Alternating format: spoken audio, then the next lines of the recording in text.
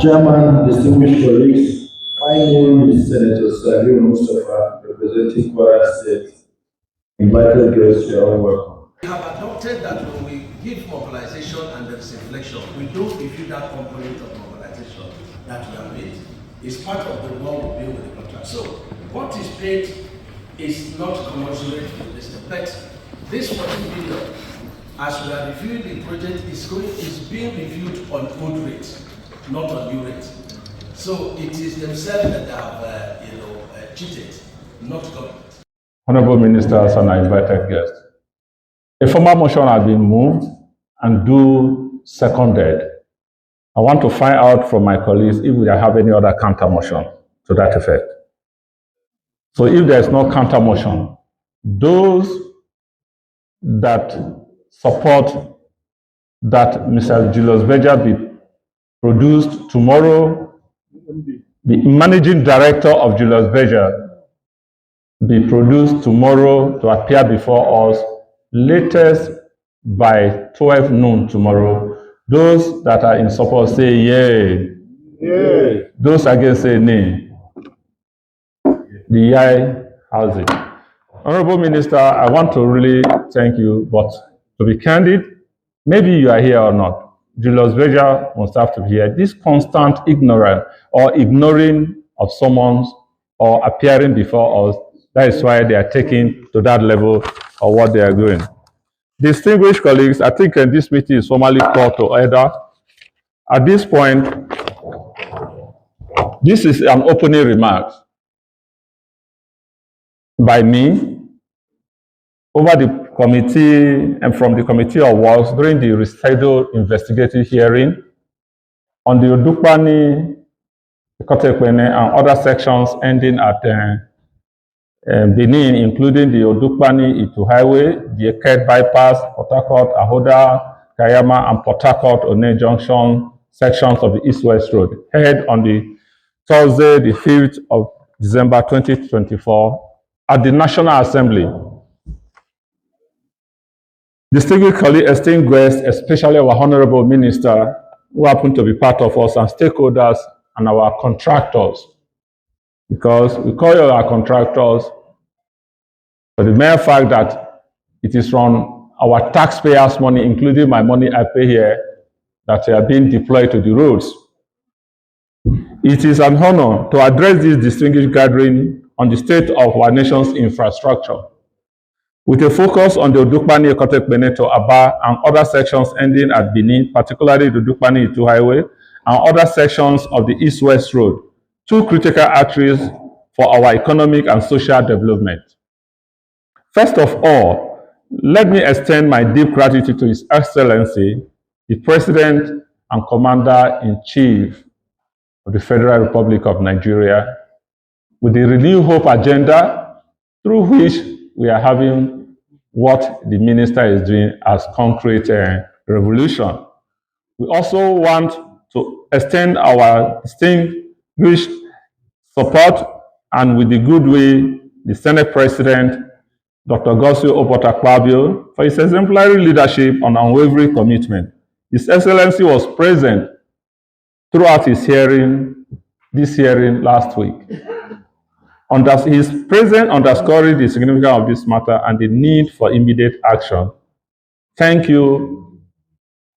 At this point, I must commend the Honorable Minister of Works, Senator David Umahi.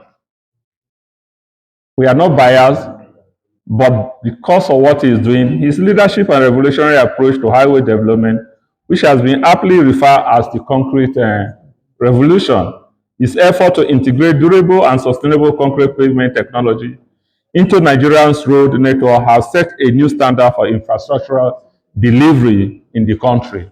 That everybody is saying is practical. In addition to his technical innovation, Senator Umahi has demonstrated some remarkable decisiveness in identifying and addressing non-performing contractors. His actions in revoking underperforming agreements and ensuring that public funds are redirected to more capable contractors reflect a deep commitment to the Renew Hope agenda of this administration of Mr. President. This agenda prioritizes infrastructure as the backbone of economic revitalization, and we in the Senate will continue to support every step taken to ensure that this succeeds. The Senate is prepared to fully back actions that hold contractors accountable and put an end to practices that, whether by design or by accident, delay the impact of this administration infrastructural delivery goal. The people of this nation deserve better, and we will ensure that stakeholders at all levels uphold their responsibilities. Now, the Odukpani-Itu Highway is not just a road. It is a lifeline for the South-South region and beyond. It facilitates the evacuation of development minerals like chippings and other aggregates, serves as a strategic corridor for the transportation of agricultural and petroleum products, and sustains the socio-economic activities of countless Nigerians. Yet, it is deplorable condition has resulted in devastating consequences. Previous lives have been lost, not just on the highway, but also among those forced to seek alternative routes through treacherous river crossing. Honorable Minister, last time we observed a minute silence here for about 5 persons that lost their life because of their unable to use that road, and they decide to use a bypass from Akwa Ibom to Cross River using the water. A lady delivered in a vehicle in that place, and even to get a motorcycle to move that lady from there to the nearby hospital, they still stayed on the road for 5 hours. So that is how that road looks like for now. The tragic accident near the mini Itu Bridge head in Odukpani local government area, which claimed 5 lives, is a stark reminder of the urgency of this issue. This project, first awarded in 1975 during a military administration, has remained incomplete for nearly 50 years. It was segmented and awarded to 3 contractors: Julius Berger Nigeria Limited PSC, which are not here, Samatech Nigeria Limited, and CCECC Nigeria Limited. While Samatech, sandwiched between Julius Berger and CCEC, appears more poised to deliver its section, the other 2 contractors, not until recently that CCECC are showing their force. Julius Berger has at no time at all given any alarming but a dictative policy towards you must have to agree on Julius Berger's price. Thank you, Honorable Minister. We've been told their job has been terminated. But what happened to the taxpayers' money that is still with them? They need to account for it before this committee. This discrepancy raises questions about the initial allocation of section and the oversight mechanism in place. If funds have been released without corresponding progress, mechanism for refunds must be instituted, and the contract for underperforming sections reconsidered and possibly re-awarded to more capable entities. The other issue is the overall concept of the East-West Road, which is equally critical, spanning over 38 kilometers, connecting Warri in Delta State to Oron in Akwa Ibom State. It also traverses key economic zones in Bayelsa, Rivers State, Delta, up to Edo. Conceived in 1970s, this project was intended to drive socio-economic development across the Niger Delta and Southeast. Despite its promise, this road has become an emblem of neglect and inefficiency. For example, the 15-kilometer Eleme-One interchange, a hub of significant national importance, like Eleme Petrochemical, over 100 and something companies at the oil and gas refineries, and the deep sea port remains incomplete despite substantiveness of the investment. Honorable Ministers, of recent, we are celebrating the Port Harcourt refinery for the production. How can these independent marketers get to that place. I came from Eleme about 3 days ago.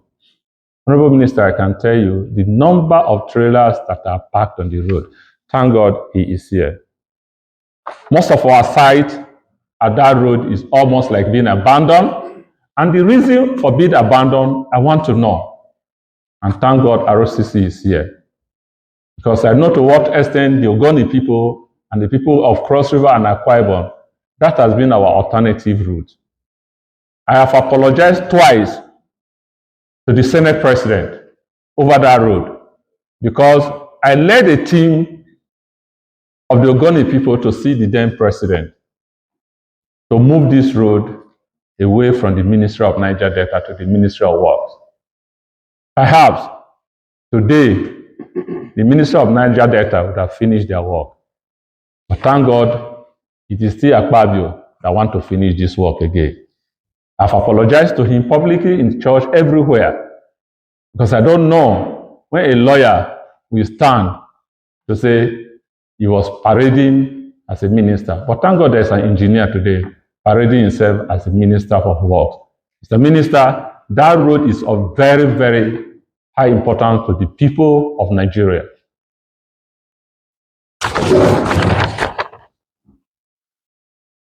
Contractors, including ROCC, have received substantial funds, and we want to hear, including the 15 billion, 33 billion that was injected into this project, yet delivery remains elusive. It remains elusive. We are not seeing. What we are only seeing is that lane of road, concrete. I am from the place. The other stretch of the east-west road has contractors like ROCC, again, Cetraco, Dito, who have been paid billions, yet the pace of work is so far. My friend from Cetraco, he has a section of that road. And we don't know whether NDDC of recently are doing palliative works still on the sections of some of the road that most of these contractors claim they have worked. So we don't know why all these things is happening within the Niger Delta. They have to really clarify most of these things. Under the Renew Hope agenda of this administration, infrastructure development is rightly prioritized as the backbone of economic revitalization. Both the Odukpani-Itu Highway and the East-West Road align with this vision.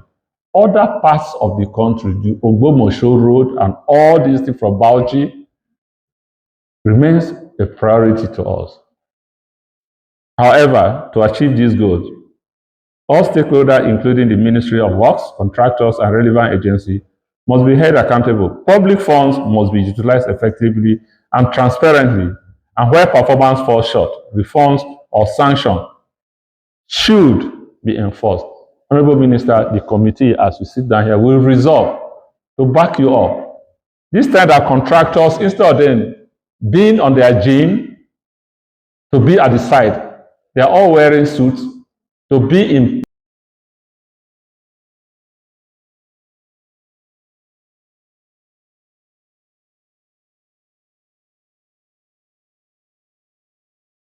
continue. We envy you most of the times moving across the coastal road, moving into the creeks. But how many of them are prepared? You won't even see some equipment. This is not merely a matter of construction, but a matter of national survival and progress.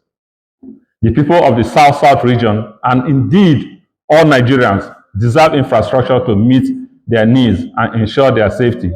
The Senate will continue to exercise its oversight function to ensure these critical projects are delivered on time and to the highest standard. Thank you, and may God bless the Federal Republic of Nigeria.